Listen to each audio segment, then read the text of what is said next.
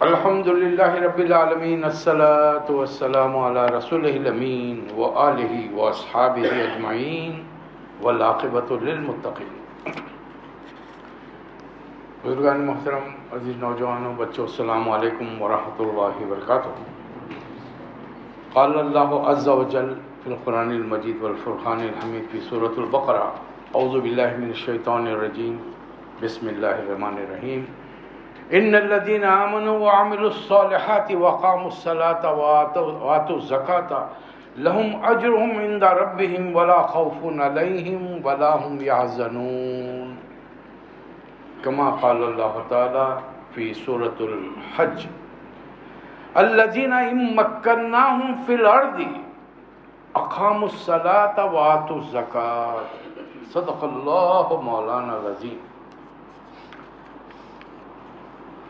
ایک سلسلہ وار دین کو سمجھنے کے لیے تقاریر کا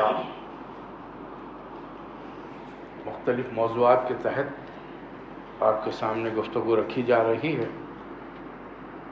عقیدوں پر بات ہوئی، درمیان میں رسومات آ گئے، پھر ہم نے عبادات پر گفتگو کی۔ آج تیسری عبادت، ایک کلمہ پڑھنے والے پر جو اس بات کی گواہی دیتا ہے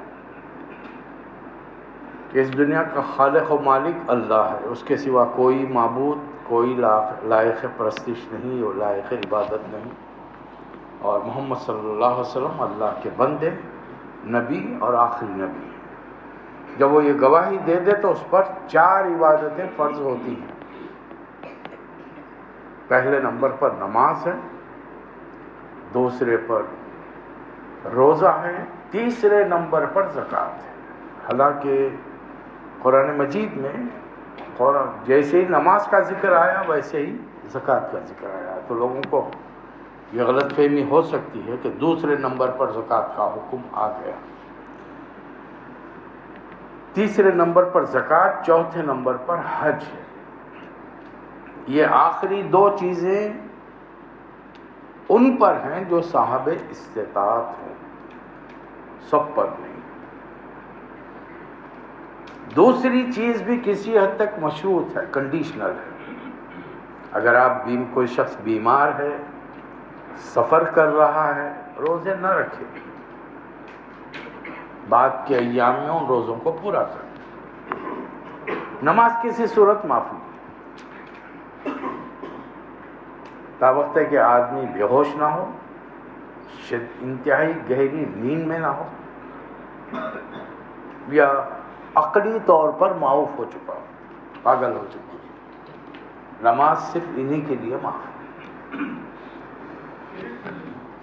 تو 2 عنوانات پر تو گفتگو ہوئی، نماز پر اور روزوں پر۔ چونکہ رمضان مبارک قریب تھے تو اسی پر گفتگو سلسلہ چلتے رہی۔ پھر 2 جمعے آپ نے رمضان کے بعد میں ہمیں کیا کرنا ہے۔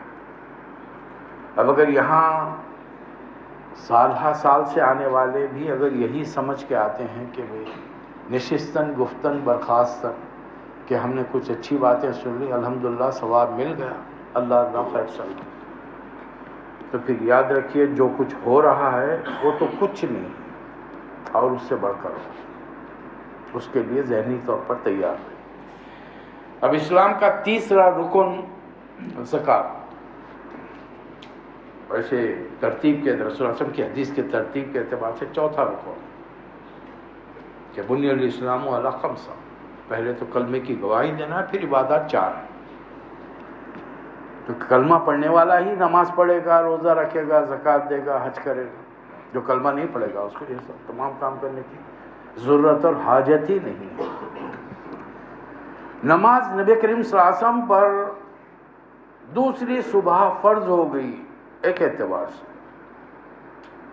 کہ رات میں وحی اتری، گھر تشریف لائے، صبح جبرائیل آئے، وضو کا طریقہ بتایا، 2 رکعت نماز۔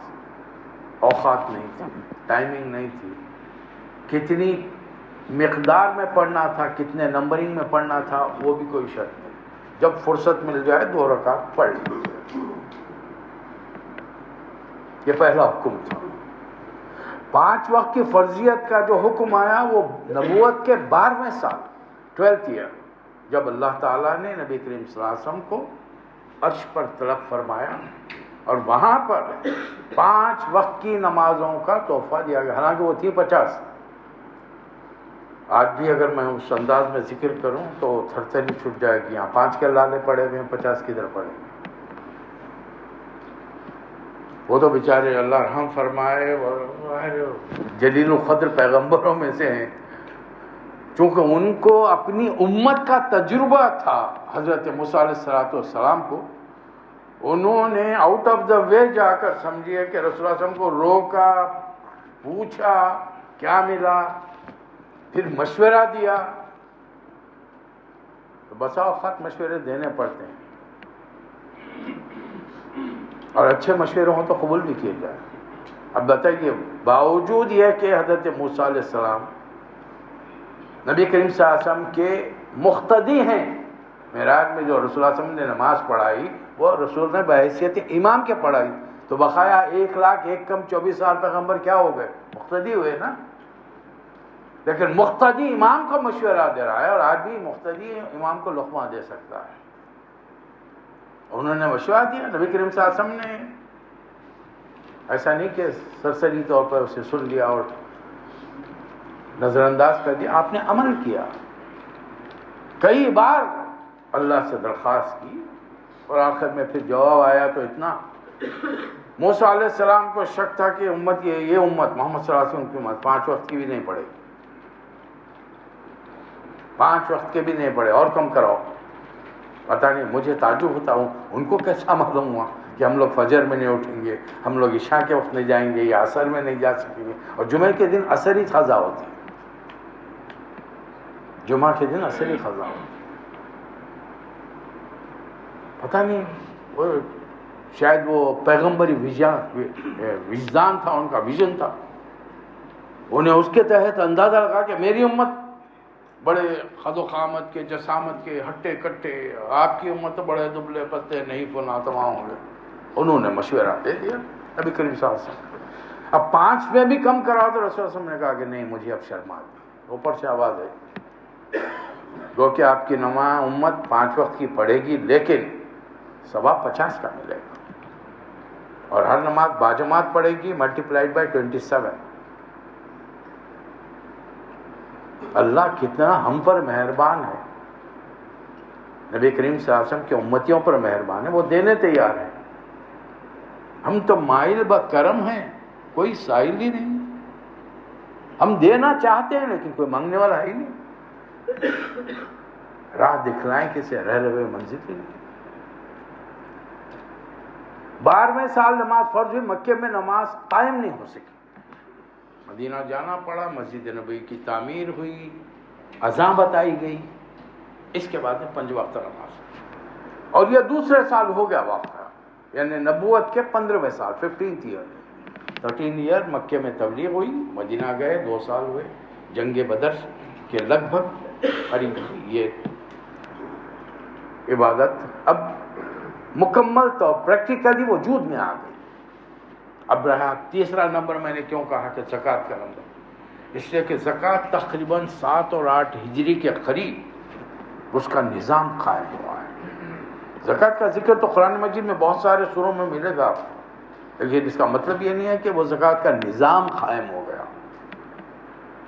نظام قائم نہ ہو، ایک آیت سے ایک اندازہ لگا سکتے ہیں۔ سورہ بقرہ کی جو آیت میں نے آپ کے سامنے تلاوت کی ہے، سورہ آیت نمبر 277 277، وہ لوگ جو ایمان لائیں، نیک عمل کریں، نماز قائم کریں، زکوٰۃ دیں، ان کے لیے ان کے رب کے پاس اجر ہے، ان کے لیے قیامت اور دنیا میں ولا خوف علیہم ولا هم یحزنون، کوئی ڈر خوف نہیں ہوگا اور کوئی غم، کوئی صدمہ نہیں ہے ان کے لیے۔ نماز قائم کرو، زکوٰۃ، یہ دونوں کا ذکر قرآن میں کیوں آیا؟ اس کی حکمت مصلحت یہ ہے کہ صلاۃ میرا حق ہے، مجھے دو، زکوٰۃ تمہارے ہم نہ بنی جنس انسان کا حق ہے، ان کو دو۔ جہاں اللہ اپنے ذکر کے حق کی بات کرتا ہے، وہاں بندوں کا حق کی بھی بات کرتا ہے۔ اب بندوں میں حق سب سے بڑا کس کا ہے؟ اللہ نے قرآن مجید بار بار اس کا بھی ذکر کیا، وَقَضَى رَبُّكَ أَلَّا تَعْبُدُوا إِلَّا إِيَّاهُ وَبِالْوَالِدَيْنِ إِحْسَانًا. اللہ کے ساتھ کسی کو شریک مت کرو اور والدین کا احسان مانو. حقوق العباد آ گئے نا، حقوق اللہ کے ساتھ حقوق العباد آ گئے. دونوں چیزیں سائڈ بائی سائڈ چل رہی ہیں. اگر نظام قائم نہیں ہے، جیسا ہم ہندوستان، پاکستان، بنگلہ دیش کے ہیں، اردو بولنے والوں سے مخاطب ہوں میں، اگر ہمارے ہاں یہ نظام کسی وجہ سے قائم نہیں ہے، واٹ ایور دا ریزن، تو اللہ فرما رہے ہیں تم کرو، اپنی انفرادی کوششیں کرو. ہاں، وہ نظام کب قائم ہوگا؟ الذین ان مکناہم فی الارض، جب ہم ان کو زمین میں اقتدار دیں گے. میرے دونوں پڑوسیوں کے پاس اقتدار ہے. اب نظام قائم ہے نہیں، وہاں رہنے والوں کو سوچنا ہے. ہمارے پاس اقتدار نہیں ہے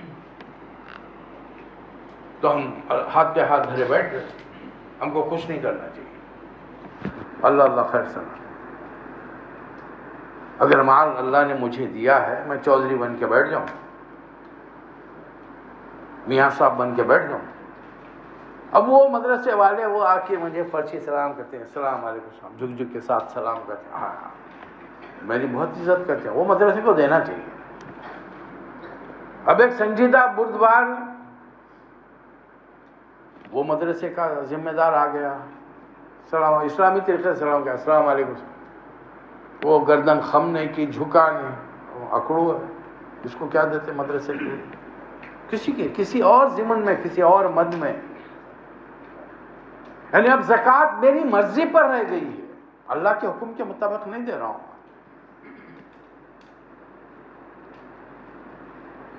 حالانکہ اللہ کا دونوں جگہ ہے، ہمیشہ پلورل میں اللہ نے استعمال کیا ہے.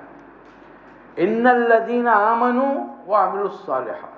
الذین عربی کا صیغہ آپ جانتے، میں نہیں جانتا ویسے، عربی گرامر نہیں آتی.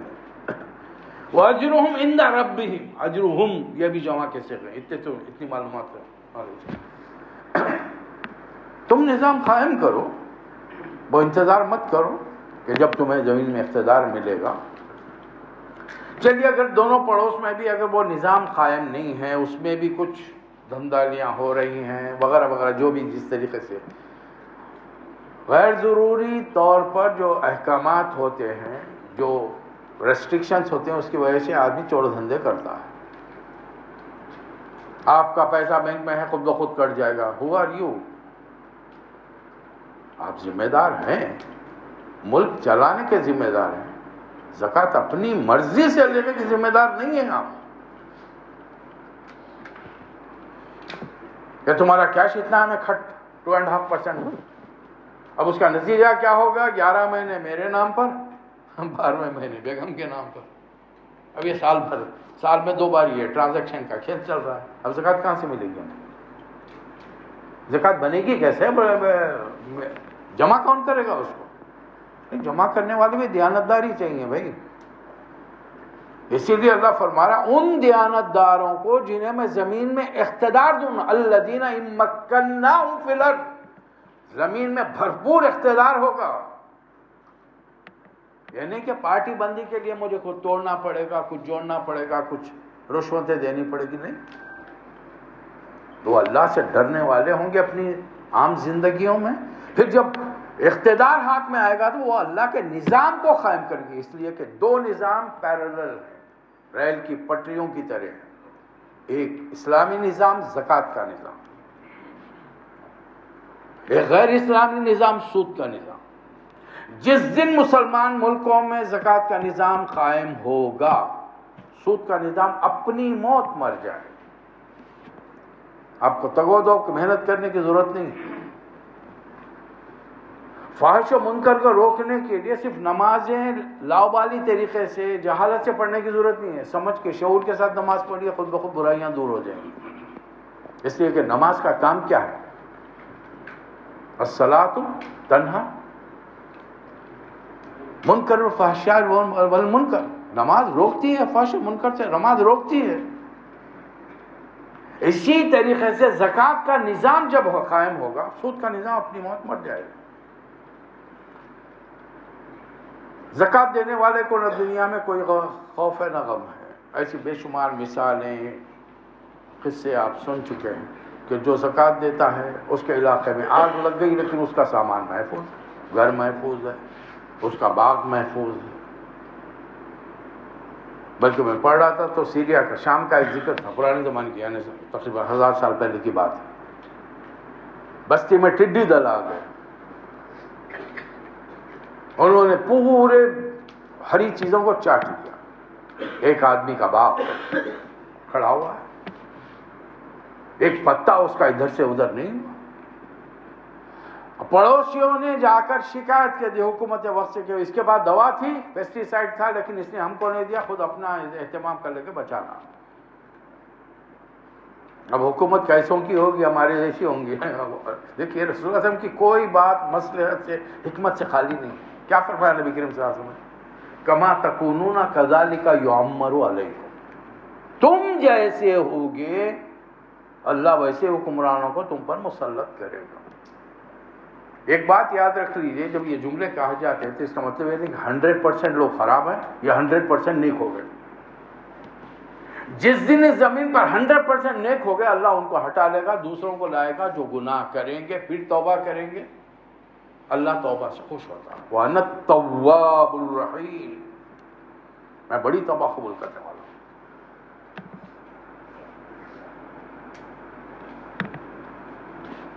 تو اللہ یہاں ایک حکم دے رہا ہے، تو وہ حکومت نے فوجی دستہ بھیج دیا، جاؤ گرفتار کر کے لاؤ. کیوں؟ کدھر سوچا ہی نہیں، مسلمان ہیں سارے کے سارے. اب وہ ذرا آفیسر جو تھا بٹالین کا، وہ تھوڑا سمجھدار تھا. انہوں نے گرفتار کرنے سے پہلے سوال جواب تو کرو، پوچھو تو صحیح، خیر مسئلہ کیا ہے تیرا، کیا وجہ ہے بھائی؟ آپ کے باغ کو نقصان پہنچا، پورے ملک کی کھیتی باڑی تباہ ہو گئی، باغات تباہ ہو گئے. کیسے ہو گئے؟ اگر وہ چیز کیا ہے جو تمہیں معلوم ہے لوگوں کو نہیں معلوم، تم نے لوگوں کو بتائی نہیں؟ اس نے کہا کہ نہیں، لوگوں کو بتانے کی ضرورت ہے، سب کو معلوم ہے، سارے مسلمان، لیکن عمل کرنا کوئی نہیں چاہتا. اگر ہے کیا وہ مسئلہ؟ میں اپنے مال کی زکوٰۃ نکالتا ہوں، اس باغ سے جتنی آمدنی ہوتی ہے اس کی جو برابر زکوٰۃ ہوتی ہے اتنا مال میرے پاس رہتا ہے، میں زکوٰۃ نکالتا ہوں، میرے باغ کو کوئی نقصان نہیں ہے. ان سب کو معلوم ہے زکوٰۃ نکالنا، مسلمان ہے نہیں نکال رہے لوگ، اس لیے ان کو نقصان بھگتنا پڑا. سیدھی سی بات تھی. تو صاحب بتا دیں زکوٰۃ کی اہمیت کا اندازہ اس سے لگائیے کہ نبی کریم صلی اللہ علیہ وسلم ابھی دنیا سے رخصت ہوئے. مدینہ پورا عالم اسلام، سرزمین حجاز غم میں ڈوبی ہوئی ہے. اور سب سے بڑھ کے صدمہ اگر کسی کو ہوتا ہے سیدنا ابو بکر صدیق ہوا ہے. زندگی کا طویل حصہ ان کے ساتھ گزار، جس ہستی کے ساتھ گزارا ہو وہ چلے گئے، اور پھر ان کے بعد کی ساری ذمہ داریاں حکومت کی انہی کے سر پہ آ گئی. پتہ چلا کہ بحرین کے لوگ زکوٰۃ دینے پہ تیار ہیں، نماز پڑھیں گے ہم، روزے رکھیں گے ہم، حج بھی کریں گے، زکوٰۃ نہیں دیں گے. صدیق اکبر نے کہا کہ فوج تیار کرو. حضرت عمر جیسے دانشور، ذہین، نابغہ، جینیس چکرا گیا. خلیفۃ رسول یہ کیا حکم دے رہے ہیں؟ میں نے رسول اللہ صلی اللہ علیہ وسلم سے حدیث سنی ہے، اللہ نے مجھے حکم دیا، امرت اقاتل الناس، مجھے حکم دیا گیا کہ میں لوگوں سے قتال کروں اس وقت جب تک کہ وہ کہیں لا الہ الا اللہ محمد رسول اللہ. جب وہ کہہ دیں گے اس کلمے کو مان لیں گے، ان تمام سسٹم کو مان لیں گے، انہوں نے اپنا مال اور اپنا خون مجھ سے بچا لیا، اور ان کا اب حساب کتاب اللہ کے ذمہ ہے. یہ رسول اللہ صلی اللہ علیہ وسلم کی حدیث ہے. صدیق جانتے ہیں یہ حدیث ہے. فرمایا کہ نہیں، اگر یہ نبی کریم صلی اللہ علیہ وسلم کے زمانے میں اونٹ باندھنے کی ایک رسی دیتے تھے زکوٰۃ میں، ایک بکری کا بچہ دیتے تھے، اگر اب مجھے نہیں دیں گے میں ان سے قتال ایسے کروں گا جیسے کافروں سے کیا جاتا ہے. اس لیے کہ جو شخص نماز اور زکوٰۃ میں فرق کرتا ہے وہ مسلمان نہیں ہے. یہ صدیق اکبر کے الفاظ. فوج تیار، بحرین بھیجا گیا. پھر وہ جو مانعین زکوٰۃ، اب وہ اردو کے ایسے موٹے موٹے الفاظ ہیں آج کے انگلش میڈیم کے بچوں کے سروں پر سے، بلکہ پرانے مسلمانوں کے بھی سروں سے گزر جاتے. مانعین زکوٰۃ، پہلے تو صحیح تلفظ سے اس کو بولنا وہ ذرا ایک دشوار مسئلہ ہے، پھر اس کے معنی سمجھنا وہ ایک تیسرا دشوار مسئلہ ہے. زکوٰۃ کا انکار کرنا، زکوٰۃ سے منع کرنے والوں نے زکوٰۃ دینے سے جب انکار کیا تو صدیق اکبر نے فوت بھیج. اب اس دور میں اچھا قرآن میں ایک اور حکم آیا کہ زکوٰۃ تم دو گے نہیں. اب دیکھیں اس سے مسئلے ڈرائیو ہوتے ہیں، احکامات نکلتے ہیں. خود من اموالہم صدقہ، ان کے مالوں میں سے لو. تو پھر اگر کوئی ذمہ دار ہو، ایک صاحب استطاعت کے پاس، صاحب نصاب کے پاس سے مال لے رہا ہے، تو دو چیزیں ہوئی نا، ایک لینے والا ایک دینے والا. ایک زکوٰۃ وصول کرنے والا اور جس کے پاس زکوٰۃ کے نصاب کے مطابق پیسہ ہے وہ پیسہ دینے والا. خود لو. اب یہاں پر پھر میں اپنی مرضی سے مدرسوں کو فلاں فلاں صاحب کو چندے دے رہا ہوں، کیسے؟ انفرادی طور پہ ہم کچھ نہیں کر سکتے. اللہ فرما رہا ہے خود من اموالہم صدقہ تطہرہم وتزکیہم بہا. نبی صلی اللہ علیہ وسلم جب آپ مال لیں گے ان کا، تو ان کا ایک تو یہ کہ وہ طاہر ہو جائیں گے، پاک ہو جائیں گے، اور ان کا تزکیہ نفس ہوگا، ان کے مال کا تزکیہ ہو جائے گا. فرضیت کس پر ہے زکوٰۃ کی؟ آزاد انسان پر. غلامی کا ویسے تو آج کل دور نہیں ہے، لیکن چونکہ نظام زندگی آیا محمد صلی اللہ علیہ وسلم کے ذریعے، تو پھر آپ موجود ہیں. تو اس زمانے میں تو غلامی کا سسٹم تھا، انسان خریدے بیچے جاتے تھے، عورتیں مرد بوڑھے بچے جوان سب بیچے جاتے خریدے جاتے. تو زکوٰۃ آزاد پر ہے، چاہے وہ مرد ہو یا عورت ہو، صاحب نصاب ہونی چاہیے. اور نصاب کیا ہے ہم بعد میں دیکھیں. بالغ ہو یا نابالغ ہو، عقل مند ہو یا نہ ہو، نیم دیوانہ ہو، کام نہ کرے، ان سب پر زکوٰۃ فرض ہے. اب ظاہر ہے کوئی عقل کسی کے بچے کی نہیں ہے، باپ کا انتقال ہو گیا، اب وہ بچہ آہستہ آہستہ جوان ہو رہا، لیکن ماں باپ نے مال چھوڑ کے تو اب کرنا کیا چاہیے؟ اس کا جو ولی ہوگا، جو اس کا وصی ہوگا، وہ اس مال میں سے زکوٰۃ نکالے گا. بلکہ ایک موقع پر رسول اللہ صلی اللہ علیہ وسلم نے فرما دیا خالی اس مال میں سے زکوٰۃ مت نکالتے رہو کہ مال ختم ہی ہو جائے، زکوٰۃ مال کھا جائے. الفاظ کھا جانے بلکہ اس مال کو کہیں تجارت میں لگاؤ، کسی کاروبار میں لگاؤ، تاکہ مال بڑھتا بھی رہے اور آتا بھی رہے، اس سے زکوٰۃ نکالی جاتی رہے. یہ اس آدمی کا ذمہ دار جو نابالغ ہو اور جس کا باپ مال چھوڑ کے مرا ہو، اس کے لیے ہے. عمومی طور پر ہم لوگ انگلش مہینوں کے لحاظ سے کیلکولیشن کرتے نہیں. ہمارے نبی اپنا دین اپنا طریقہ لے کر، ہمارا نظام قمری سال سے ہوگا. پہلی محرم سے لے کر 29 یا 30 ذوالحجہ تک ایک سال قمری مکمل ہو جائے گا. زکوٰۃ اس پر بنے گی. ایک چھوٹ نبی کریم صلی اللہ علیہ وسلم نے یہ دی ہے کہ پہلی جنوری کو پہلی محرم کو پیسہ آ گیا، اور وہ صاحب چونکہ رمضان 9واں مہینہ ہے، 9th منتھ، اب وہ چاہ رہے ہیں کہ ایک سال سے پہلے میں زکوٰۃ نکالوں. وہ نکال سکتے. حضرت علی فرماتے ہیں کہ میں نے نبی کریم صلی اللہ علیہ وسلم کو فرماتے ہوئے سنا، اور حضرت عباس آپ کے چچا نے آپ سے درخواست کی تھی کہ میرے پاس مال بہت ہے، ان کے پاس مال بہت تھا، تو آپ اجازت دیں تو میں پہلے نکال دوں مال. ہاں پہلے نکال سکتے ہیں، ایک سال مکمل ہونے سے پہلے نکال سکتے ہیں. اس میں بہت سارے فائدے ہیں اس کے. 12ویں مہینے پورا کرنے کے بعد نکالنے کے بجائے اگر کسی صاحب نے 9ویں مہینے میں رمضان میں نکال دیا، اب ان کا سسٹم اگلے سال سے کیا ہوگا، رمضان تو رمضان ہو جائے گا نا. اس کا فائدہ کیا ہے؟ اور زکوٰۃ وصول کرنے والوں کو بھی سہولت ہے، ہر ایک کے گھر کو ہر مہینہ جانے کی ضرورت ہے، یہ زکوٰۃ وصول کی جائے گی۔ اور اسی حدیث قرآن کی آیت کو جو سورہ توبہ میں اللہ نے فرمائی خود من اموالہم صدقہ، اس کو رسول اللہ صلی اللہ علیہ وسلم نے کیا فرمایا؟ تؤخذوا من اغنیاکم وتردوا الی فقرائکم، مال تمہارے مالداروں سے لیا جائے گا، تمہارے فقیروں میں، ضرورت مندوں میں، حاجت مندوں میں تقسیم کیا جائے گا۔ اب ایک چیز یہ ہے کہ مال جس علاقے میں وصول کیا گیا، جس بستی میں وصول کیا گیا، اسی بستی میں خرچ کیا جائے۔ حضرت عمر نے ایک کو انسپیکٹر بنا کے بھیجا، جاؤ فلاں علاقے سے زکوٰۃ لے کر آؤ۔ وہ صاحب چلے، زکوٰۃ لی، وہاں پہ انہوں نے اپنی کچھ مزید معلومات کی تو پتہ چلا کہ اتنے لوگ زکوٰۃ دینے والے ہیں اور اتنے لوگ زکوٰۃ لینے والے ہیں، یعنی مطلب اتنی غربت ہے اس علاقے میں زکوٰۃ تقسیم ہو، انہوں نے ساری زکوٰۃ تقسیم کر دی وہاں۔ آئے تو خالی ہاتھ آئے، وہ زکوٰۃ کے پیسے کہاں ہیں؟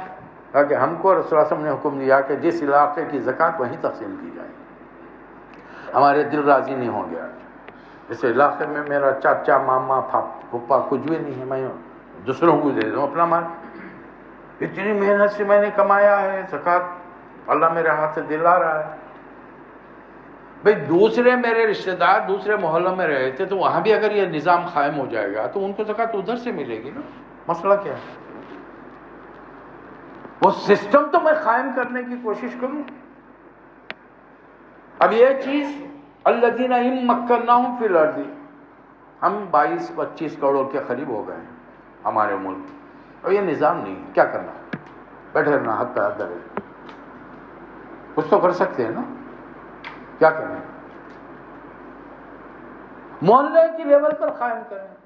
جب ایک مسجد ہے، مسجد کی ایک کمیٹی ہے، متولی وہاں پر، ایک امام ہے، ایک مؤذن ہے وہاں پر، ریگولر وہاں پر کچھ معززین ہیں جو نماز پڑھنے کے لیے آتے ہیں، جو اس علاقے کے معتبر لوگ ہیں، مل کے ایک کمیٹی قائم کریں، اور اس کمیٹی کے تحت جو پیسہ جمع ہو ان بچوں کو جو گریجویٹ ہونے کے باوجود ابھی ادھر ادھر مارے پھرے، نوکریاں نہیں مل رہی، زکوٰۃ کے پیسے عاملین زکوٰۃ کو دیے جا سکتے ہیں۔ انسپیکٹرز کو، زکوٰۃ کلیکٹ کرنے والے انسپیکٹرز کو وہ زکوٰۃ سے تنخواہ دی جا سکتی ہے۔ 8 ہیڈز اللہ تعالیٰ نے گرے، 8 مدوں پر زکوٰۃ خرچ کی جائے گی، سورہ توبہ آیت نمبر 60۔ اور اس میں جہاد فی سبیل اللہ بھی آ گیا، اللہ کے راستے میں عاملین زکوٰۃ بھی آ گئے، مؤلفۃ القلوب بھی آ گیا۔ عموماً پوچھتے ہیں کہ بس زکوٰۃ غیر مسلم کو دینے دیں، ارے پڑوسی ہے میرا، اگر اس کو میں وقت پر نہ دوں اور تو میری زکوٰۃ نہیں کر، زکوٰۃ کے علاوہ فرض کر لیجیے کہ ایک صاحب ایسے ہیں جن کے پاس زکوٰۃ کے علاوہ مال نہیں نکل سکتے، فرض کر لیجیے، اب انہوں بیٹھے رہے اس کے انتظار میں، کیا پتا اس کے غیر مسلم کو دینے سے اس کا دل پسیج جائے، وہ اسلام کی طرف راغب ہو جائے۔ والمؤلفۃ قلوب، مؤلفۃ القلوب، لوگوں کے دلوں کو نرم کرنے کے لیے اسلام کی جانب، جملہ 8 ہیڈ سے۔ وفر رقاب، اب غلامی تو ہے نہیں کہ غلاموں کو ہم چھڑائیں گے۔ آج یہ 25 کروڑ کا جن کا میں نے ذکر کیا ہے، ان میں سے سینکڑوں نوجوان لڑکے صرف اس لیے کہ یہ آئی ٹی کے ہیں،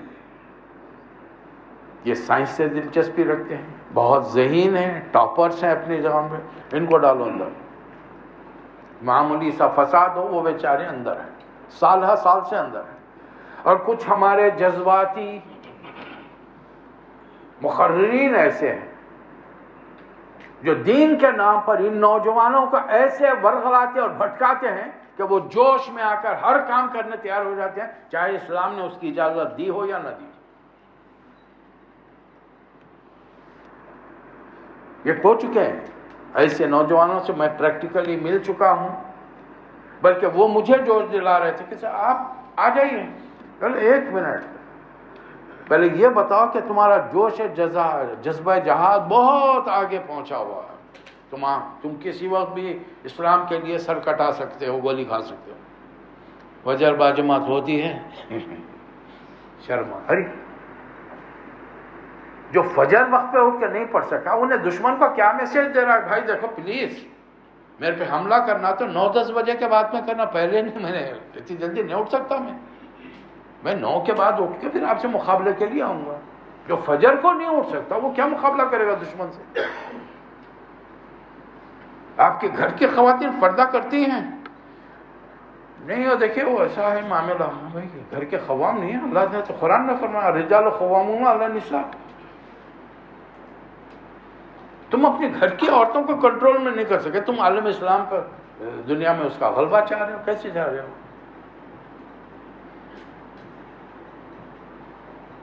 تو یہ کچھ لوگ ہیں، اور ایسے سینکڑوں نوجوان جیلوں میں بند ہیں جو معمولی سی رقم دینے پر آزاد ہو سکتے ہیں، کچھ پیپر ورک سے، کوئی الزام ان پر نہیں، ثابت بھی نہیں کر سکتے، لیکن چونکہ انہوں نے ایسے قوانین بنا رکھے ہیں کہ بس جس پر شک ہو وہ پکڑ کر اندر حوالات میں ڈالا جائے گا، اندر جیل خانے سے وہ اپنی بے گناہی ثابت کر سکتے ہیں۔ لاجیکل بات ہے، کوئی سمجھ میں آ رہی بات آپ کے؟ مجھ پر الزام ہے، مجھے ڈالا گیا ہے جیل کے اندر، اب میں جیل میں بیٹھ کر ثابت کروں کہ میں بے گناہ ہوں، کیسے ثابت کروں؟ ایسے بہت 8 مدات ہیں جن پر زکوٰۃ کی رقم خرچ کی جا سکتی ہے۔ آج کے دور میں ہم کیا کریں؟ محلوں کے لیول پر، بستی کے لیول پر زکوٰۃ کا نظام کرنا۔ دیکھیے کیا یہ بہتر نہیں ہے کہ ہم میں سے بہت سارے افراد جو زکوٰۃ دینے ہیں وہ انفرادی زکوٰۃ دینے کے بجائے ایک محلے میں اپنے چلیے اور شارٹ کٹ خاندان کے لیول پہ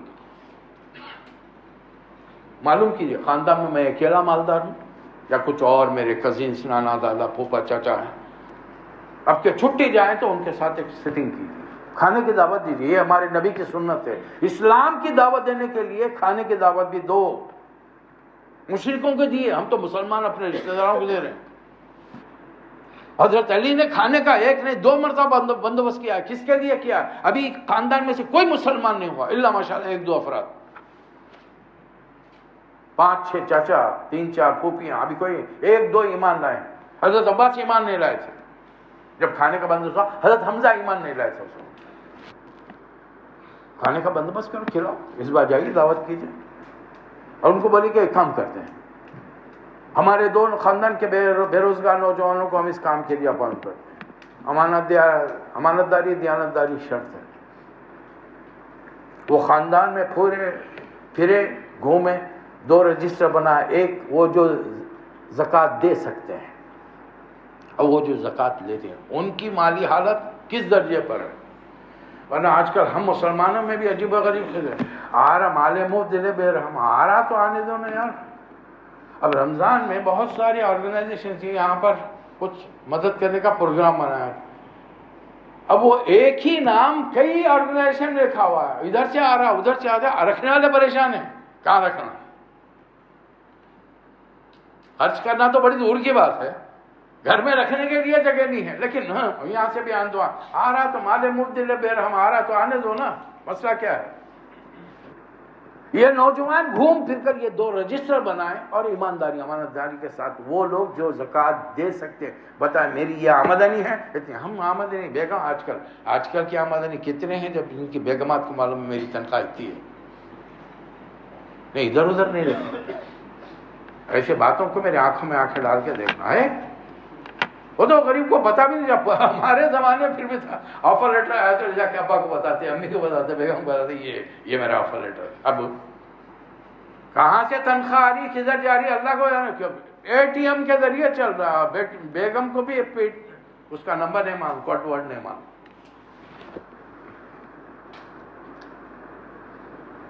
کھل کے بولیے یہ میری اللہ نے دیا ہے الحمدللہ، کسی کی نظر لگانے سے کچھ نہیں ہوگا، اس لیے کہ پھر وہی مال ہم اللہ کے راہ میں زکوٰۃ میں، صدقات میں، خیرات میں خرچ کر رہے ہیں، یہ سسٹم قائم نہیں ہو سکتا۔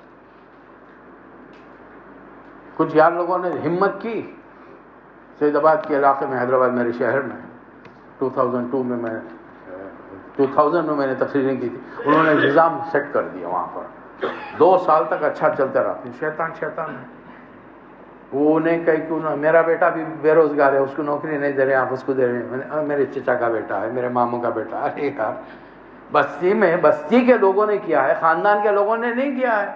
تھوڑا دل بڑا کرو۔ بلکہ وہ زکوٰۃ جب ایک سسٹم میں ملنی شروع ہو جائے گی تو یقین مانو تمہارے بیٹے کو اس قسم کی نوکری کی ضرورت نہیں، اسے کہنا کہ اللہ تعالیٰ اچھی نوکری کا، اگر وہ اخلاص کے ساتھ یہ کام کرے گا، صرف جمع کرنے میں ان کی مدد کرے گا۔ تو یہ زکوٰۃ کے موضوع پر غور فرمائیے۔ جس دن مسلمانوں میں زکوٰۃ کا نظام قائم ہوا، سود کا نظام اپنی موت مر جائے گا۔ زکوٰۃ کا نظام قائم نہیں ہوگا، نتیجے ہمارے اپنے رشتہ دار اپنی انانیت، اپنی ایگو کے تحت، میری بیٹی کی شادی ہے، بیگم کے زیورات کہاں پڑے ہوئے ہیں؟ مہاجن کے پاس، سود دے رہے۔ اور سود کیا ہے؟ اس کا ادنا گناہ کیا ہے کہ ایک آدمی اپنی ماں جس نے اسے پیدا کیا اس سے بدکاری کرے۔ ان چیزوں کو ایک کان سے سنتے ہیں، دوسرے سے اڑا دیتے ہیں۔ انانیت اتنی ہے، ایگو اتنی ہے کہ نہیں میں کسی کا احسان مند کیوں بنوں؟ ارے احسان نہیں ہے بھائی، اللہ کا حکم ہے، وہ آپ کو دے رہا ہے تو آپ پر احسان نہیں کر رہا۔ وہ زکوٰۃ دینے والا زکوٰۃ لینے والے پر احسان نہیں کر رہا، اللہ کے حکم کی پابجائی کر رہا، پابندی کر رہا ہو۔ آپ احسان مت سمجھیے اس کو، عید کے سلام کے لیے مت پہنچیے اس کے گھر کو، ہر تقریب میں جا کے السلام علیکم صاحب مت کیجیے، آپ اس کو مت جائیے اس کے پاس۔ اور اگر اس نے کسی لالچ کے تحت یا ایسے کسی خیال کے تحت زکوٰۃ نکالی ہے، اللہ تعالیٰ اس کو کوئی اجر نہیں دے گا، اس لیے کہ انما الاعمال بالنیات۔ یہ نظام قائم کرنا ہوگا چھوٹے لیول پر، تا وقت کہ اللہ تعالیٰ ہم میں سے ایک بڑی تعداد صحیح مسلمان ہو جائے۔ میں نہیں کہہ رہا ہوں، قرآن کس پر اترا؟ نبی صلی اللہ علیہ وسلم پر۔ کس کو سنا رہے ہیں صاحب؟ آپ تھے؟ میں تھا وہاں پر۔ کس کو سنا رہے ہیں؟ صحابہ کرام۔ کیا فرمایا؟ یا ایھا الذین آمنوا آمنو، اے لوگوں جو ایمان لائے ہو ایمان لاؤ۔ کس سے کہہ رہا ہے اللہ تعالیٰ؟ صحابہ کرام سے۔ ہاں، ایک حکم کو بھی چھوڑو گے تو فاسق ہو جاؤ گے۔ موسیٰ علیہ السلام کی قوم نے ایک حکم کو چھوڑا، موسیٰ علیہ السلام نے اتنا فرمایا یہ سامنے بستی ہے، داخل ہو جاؤ، یہ ملک تمہارا ہوگا، اللہ کا وعدہ ہے۔ انہوں نے کہا کہ یا موسیٰ فاذهب انت وربک فقاتلا انھا ھنا قاعدون، تم اور تمہارا رب جا کے لڑ کے ان کو نکالو، بڑے انھا فیھا قوما جبارین، بڑے ظالم طاقتور لوگ ہیں، ہم نہیں جاتے۔ موسیٰ علیہ السلام نے کیا فرمایا؟ فاسق قوم، ایک حکم کو نہ ماننے سے فاسق قوم کہا گیا۔ یہ کچھ مختصر باتیں تھیں جو میں نے آپ کے ساتھ۔ اچھا، ایک اور پوائنٹ، حلال کی کمائی سے زکوٰۃ نکلے گی،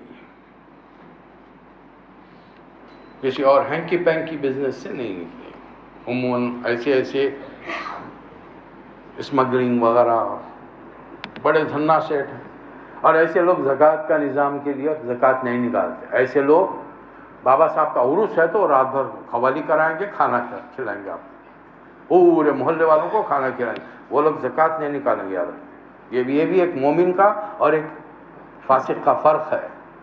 اس کے پاس مال ہے، آپ نے ایسے بہت سارے قصے سنے ہوں گے، وہ فلاں علاقے کے بڑے صاحب ہیں انہوں، لیکن درگاہ شریف عرس کے اندر تو سینکڑوں ہزاروں لاکھوں خرچ کر رہے ہیں، زکوٰۃ نہیں نکالیں گے۔ زکوٰۃ حلال مال سے نکالا جائے گا۔ اور یہ کہ اس موضوع پر گفتگو انشاءاللہ اگلے جمعہ سے حج کے موضوع پر گفتگو ہوا۔ جو حضرات آپ جائیں نہ جائیں، ایک مسلمان ہیں آپ، اللہ کے بندے، محمد صلی اللہ علیہ وسلم کی امتی، یہ معلومات آپ کا حق ہے، آپ کو جاننا ہے، تاکہ آپ کا کوئی رشتہ دار جا رہا تو آپ بتائیں۔ آپ مولوی صاحب کا حوالہ نہیں دے، فلاں سے جا کے پوچھ لو، کتابیں تم پڑھ لو۔ اتنی نالج ایک مسلمان کو ہونی چاہیے، چاہے وہ حج کرے، عمرہ کرے یا نہ کرے، کوئی اس کا رشتہ دار عزیز دوست جا رہا ہو تو اسے بتا سکے۔ وآخر الدعوانا ان الحمد للہ رب العالمین۔